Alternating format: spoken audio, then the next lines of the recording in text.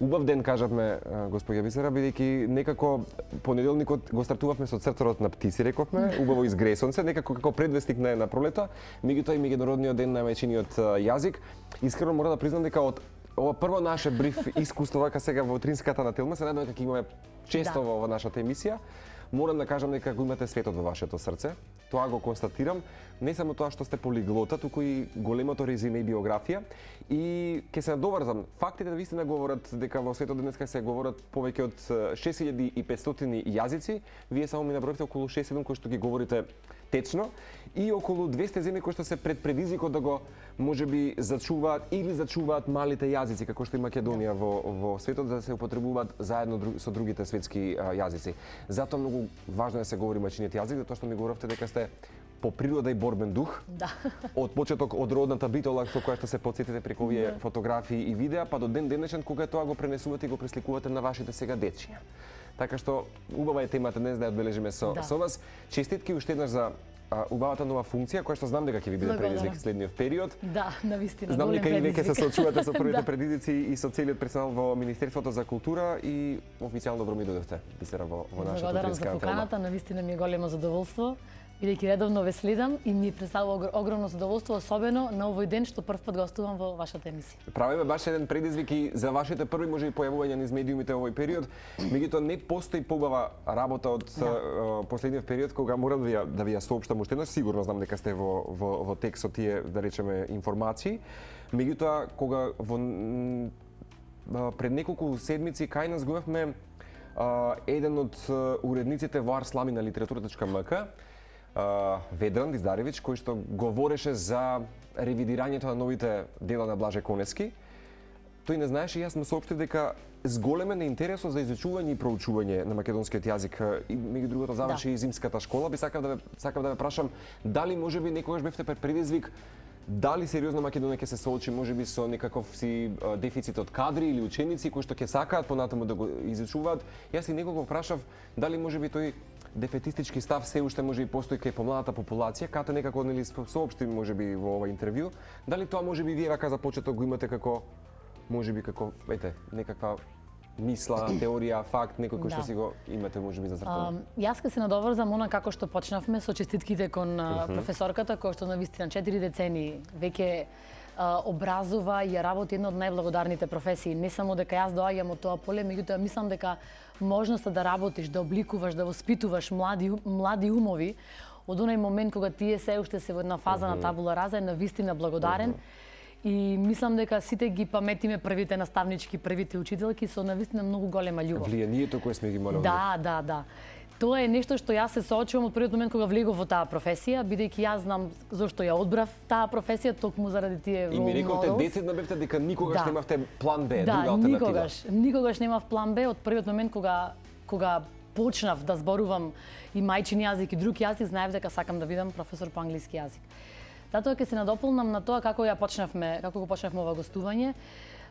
Заради новите текови, токму заради новите трендови, како се развива едно општество, навистина и јас сум многу, не сакам да речам вознемирена, но зачудена, бидејќи навистина ја опаднат тој интерес за влегување во наставничката професија и сметам дека вакви позитивни примери како наставничката која што имавме, дека треба се повеќе да ги вреднуваме, да ги истакнуваме, да бидат се присутни бидејќи навистина имаме работа со една од најубавите професии. Не онај стереотип најубавите професии за една жена, меѓутоа најубавата професија општо за сите. И мислам дека треба малку повеќе време да посветиме на афирмација на што значи не само наставничката професија, туку што значи да се негува традицијата кон мајчиниот јазик. Заради новите дигитални времиња, заради новите развој во општеството, се стави, во последните, можеби последната деценија еден акцент на еден друг момент во како треба да се развива едно општество, но сметам дека еве малку како влада, ние навистина придонесовме за македонистиката да се издигне на посебно ниво. Бидејќи кога јас студирав во 2004 година, ние бевме иста бројка на студенти кои што студиравме странски јазици и студенти кои што студиравме македонистика. И секогаш на студентите... Бројката колкава била? И секогаш на студентите кои што студираа македонистика гледавме како со посебна почит. И на професорите кои што предаваа таму, и на катедрата за македонски јазик, македонска книжевност, општа и компаративна книжевност, бидејќи сметавме дека да, ние како студенти по странски јазик носиме еден друг вид на товар, но тие го носат најголемиот товар. Тие треба да се оние кои што навистина ќе придонесат да ги детектираме сите промени во јазикот, бидејќи навистина секој јазик е жива материја и претрпува многу големи промени. Тие беа оние кои што требаше да го задржат курсот и нивото за македонскиот јазик, да се менува заедно како се менува општеството, но да го задржат она чувство на македонистика, на професори по македонски јазик, на како нивните ученици тоа да го разберат и да го негуваме тоа чувство со гордост. И не постигнува духовна катарза од истото кога таа симбиоза ќе се поклопи вака баш со духот на Сите знаеме кога сме биле надвор, кога ќе отпатуваме, колку е убаво чувството кога ќе слушнеме македонски јазик, колку ги истакнуваме кога ќе слушнеме како некој во странство ги пее песните на Тоше. Јас памтам во далечната 2006 година имав прилика да ја посетам, односно 2007 Австралија, колку беше убаво чувството кога таму пред Опера Хаус некој ги пееше песни на Тоше на изворен македонски јазик. Така да македонскиот јазик и чувството да се зборува македонски јазик правилно и да се зборува надвор од границите е навистина непроценливо. Се сложувам апсолутно. И сега кога сме кај македонското општество, на каков начин сега Министерството за култура ќе го одбележи денешниот ден? Знам дека имате низа проекти во текот на годината, меѓутоа да речеме конкретни од 21 февруари за кој што го имаме и со вас во студиото. Па денес прво да почнам од Министерството за култура, пред да почнам со оние проекти кои што денес, оние активности кои што денес ги имаме предвидено. Министерството за култура го започна проектот за дигитализација на делот од македонистика, кој што го работиме заедно со Фондот за иновации. И тоа е еден навистина многу голем проект и ми е многу мило дека јас го наследувам како нова министерка за култура. Тоа е нешто што започна во мандатот на министерката пред мене и е навистина од многу витално значење. Морам да кажам дека во однос на конкурсот кој што сега, односно годишната програма кој што сега се заврши, се објавија резултатите, има голем број на проекти кои што ја поддржуваат издавачката дејност, преведувачката дејност, бидејќи колку што е важно да твориме еден јазик, толку е важно да преведуваме и на мајчин и од мајчин, бидејќи така нашите културни вредности ги пренесуваме и на друга култура, на друг народ, на следни генерации, а така учиме и за другите. Исто така морам да кажам дека во конкурсот од близу 3800 апликации кои што ги имавме, скоро 1600 апликации беа на млади таленти, на млади артисти кои што навистина беа поврзани голем дел со ширење на македонската култура, македонскиот јазик и со самото тоа што тие творат, без разлика на која тема, на македонски јазик, тоа представува повторно еден вид на национално богатство, еден вид на национална гордост, бидејќи тие својата работа работат преку мајчиниот јазик. Јасно. И ако се вратам на она што ќе го работиме денес, една од активностите ќе го посветиме Институтот за македонски јазик. Тоа е сепак наше стожер еден наш стожер, една наша матична институција каде што потекнуваат и каде што водат сите проучувања за македонскиот јазик. Ќе го посетиме училиштето, кое што пред малку го видовме. Мене ми е секогаш особено задоволство да бидам меѓу деца, меѓу ученици, меѓу студенти, бидејќи тие се едината на нашето општество. Во нив мора да вложиме. Како не? Госпоѓа Бисера, Македонија се наоѓа во еден предизвик кој треба да ги премости барањата, ако може така да споделиме од својот сосед Бугарија, доста актуелна тема, за да може да се крене можеби нели таа пречка рампа како да ја наречеме за европското семејство. Сега вие сте во една од комисиите, што би сакал да начнам, што всушност и вашата комисија се работи, би сакал да споделиме за јавноста и на кои теми можеби ќе имате всушност еден убав крај или нов почеток, една нова табула раса која што споделивте и за учениците сами. Многу ми е мило дека се покрена ова прашање баш тука, баш денес и баш на овој ден. Јас сум еден од kopredsedavačите на работна група број 4 и во таа група која што е доста шаренолика и е најжива, така ќе се изразам. Тука сме министрите, соработуваме министрите за образование и наука, култура, млади и спорт и мислам дека резултатите од оваа група многу брзо ќе се видат и ќе бидат видливи, бидејќи оптимисти сте се надевам така. Многу сме оптимисти од двете страни. Бидејќи ние немаме што да криеме, немаме како што во некои медиуми се пласира, немаме што да продадеме или што да скриеме под килим.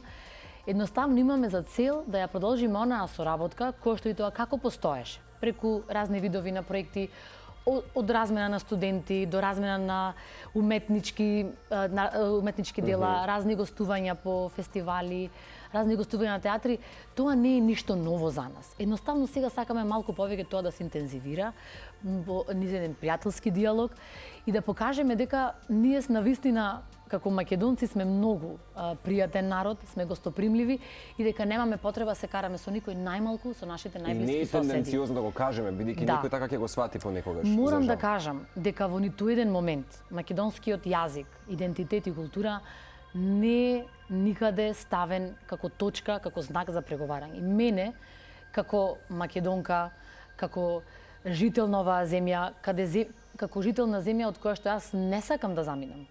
Сакам да останам тука и да се вложувам тука.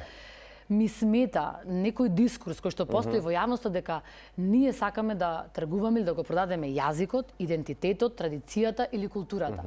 И сакам да се сите граѓани на Република Северна Македонија спокојни, бидејќи ние не преговараме за јазикот. Ние преговараме кои студенти од уметничките школа во Република Северна Македонија под покровителство на Министерството за култура и образование ќе имаат можност да престојуваат на еден краток период во Република Бугарија и таму да можат да учат од своите колеги. Размената на искуствата кои што сме го правеле и ние некогаш како ученици и студенти. Истото е и обратно. Студенти од Република Бугарија, уметници, истражувачи кои што и ќе ни помогнат и ќе им помогнеме заедно да дојдеме до некои научни сознанија кои што ќе користат на секое поле во науката, не само во македонистиката.